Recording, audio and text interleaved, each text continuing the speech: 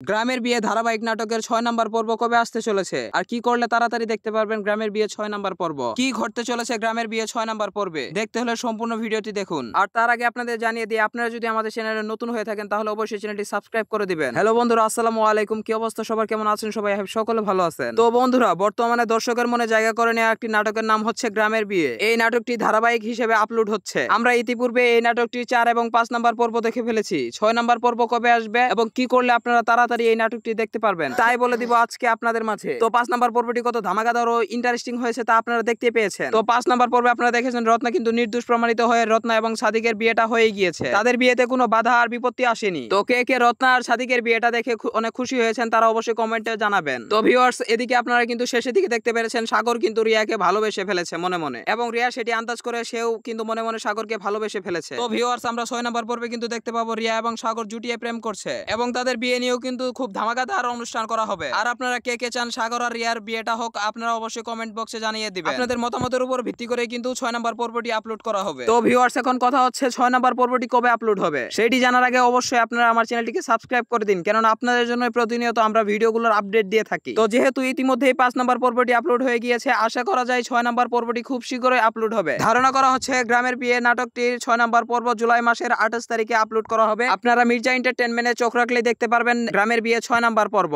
তো সবাই ভালো থাকবেন, আল্লাহ হাফেজ।